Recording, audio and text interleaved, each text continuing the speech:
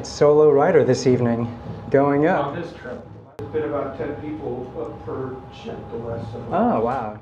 Yeah, this is the best view coming in for down. You put it on Facebook, you'll be famous. Thank you very much. Have a nice evening. Hey, hey, hey.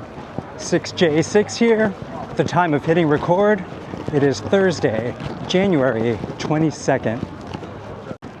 I am walking around the park, which is on the roof of the Salesforce Transit Center. A lot of people are out and about, walking the perimeter of the park. 42 years ago today, Apple launched a commercial that's going to change the world of tech.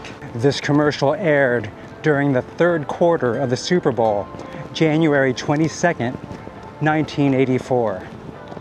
This commercial was directed by Ridley Scott, and it was inspired by the book 1984, written by George Orwell. That book is basically about totalitarianism. The commercial was directed towards IBM because they were the corporate stiffs, the suits, compared to Apple. As mentioned, they were the punk rockers, the miscreants, the misfits, the pirates of technology at the time. The commercial scene takes place in a monochromatic dystopian society. You have a line of folks in monochromatic colors, in gray colors, shaved heads, walking in a straight line. And they're walking towards a big figure up on the screen ahead of them. So yeah, these drones are walking towards this large figure up on the screen when all of a sudden a woman, a female athlete in bright clothing appears, running towards the big screen, running towards Big Brother, running towards IBM, and she's running with a sledgehammer in hand. As she nears the screen, she hurls the sledgehammer at the screen and destroys it, liberating everyone in this totalitarian society, indicating that they are free to choose, live, and think the way that they want. And that was it, introducing the Macintosh computer. They didn't show the product at all. In essence, it was like a 1-minute movie. And this was 1984, during a time when things were so simple. I'm sure that commercial went over a lot of people's heads, man. At that time, prior to the Macintosh, the Apple II computer was popular. And this was way before the whole GUI interface. Everything was entered through command line. You had to type out everything in order to get the computer to do something. So Apple did launch that commercial during the third quarter of the Super Bowl, and it aired for 1 minute, and it was so cinematic and abstract. When the Macintosh launched shortly after that commercial, guess how much it cost? $2,495. $2,500 in 1984. In today's times, that's roughly $7,000 plus in today's dollars. Man, oh man. I feel like I'm on the ground floor walking this park. It's hard to see down below because everything is covered with foliage, so it's hard to get a view of the street and the scene below. Now here's the thing.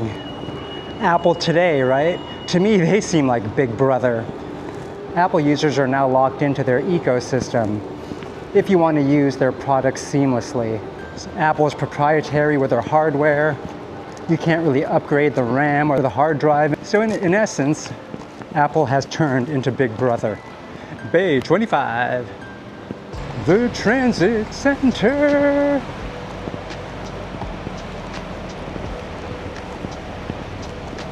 Buses galore.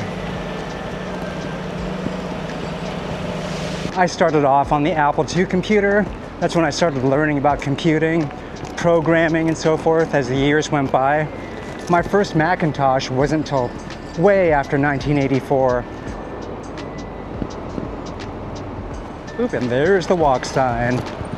So yeah, Apple has taken over and they appear to be Big Brother now. They've got me locked into their ecosystem. Yep, I'm a sheeple. Haha. Not sure if my wide-angle camera is capturing the amazing illuminated Bay Bridge. Check out that span. just sharing a piece of Apple history that occurred 42 years ago today. This is merely an observation and not a rant. So with that said, I totally appreciate all of you for coming back and tuning in. I greatly, truly appreciate you all. Much appreciated. And with that said, thank you for the likes, thank you for the comments, thank you for the subs. Cheers, be well, and who knows if I'll do another one of these. I would share that commercial, however I'd get a copyright strike most likely, but it is easy as a search here on YouTube. Search for Apple 1984 commercial, if you so desire.